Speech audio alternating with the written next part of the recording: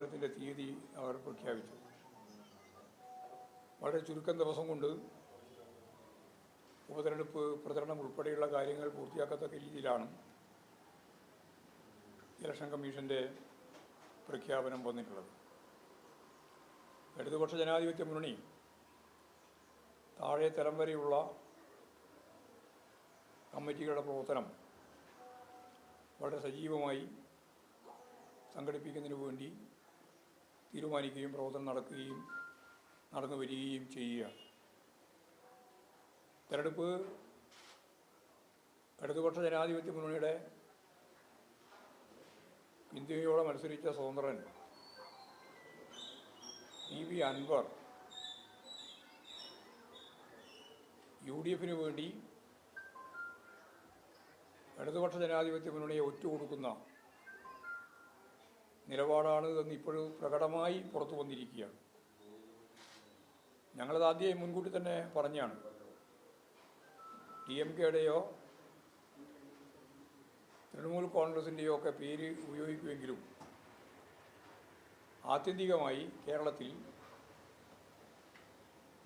രാഷ്ട്രീയ ബലാബലത്തിൽ രണ്ട് പ്രബലമായ ശക്തികളാണ് പരസ്പരം മത്സരിക്കുന്നത്, LDFും UDFും. അപ്പോൾ അൻവറിൻ്റെ യാത്ര UDF വേണ്ടിയാണ്. UDFിൻ്റെ ഏറ്റവും പ്രധാനപ്പെട്ട വക്താവായിട്ട് വരാൻ പോവുകയാണ് നാളെ എന്ന് അന്നേ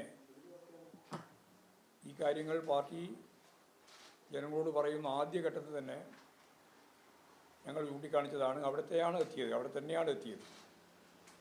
എന്തെല്ലാം പേര് പറഞ്ഞാലും UDF വേണ്ടിയുള്ള ഒരു നെറികെട്ട പ്രവർത്തനമാണ്, ഒറ്റുകൊടുക്കുന്ന നിലയാണ്, ജൂദാസിൻ്റെ രൂപമാണ് യഥാർത്ഥത്തിൽ അൻവറിൻ്റെ ഭാഗത്ത് ഉണ്ടായിട്ടുള്ളത് എന്ന കാര്യം തെരഞ്ഞെടുപ്പിൻ്റെ പ്രഖ്യാപനത്തോടെ പകൽ വെളിച്ചം പോലെ വ്യക്തമാകുക. എന്നാൽ ഈ തെറ്റായ എല്ലാ സമീപനങ്ങളെയും ചേർത്തുകൊണ്ട് ഇടതുപക്ഷ ജനാധിപത്യ മുന്നണി വലിയ കുതിപ്പ് തന്നെ നിലമ്പൂർ ഉപതെരഞ്ഞെടുപ്പിൻ്റെ ഭാഗമായിട്ട് സൃഷ്ടിക്കും.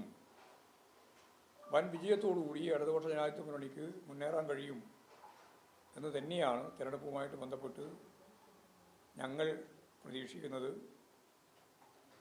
എന്തെല്ലാം അവസരവാദ കൂട്ടുകെട്ടുണ്ടാക്കാൻ UDF ശ്രമിച്ചാലും കാലുമാറി യൂദാസിനെ പോലെ ആ പാളയത്തിലേക്ക് പോകാൻ ശ്രമിച്ച അൻവറിനെ ആദ്യം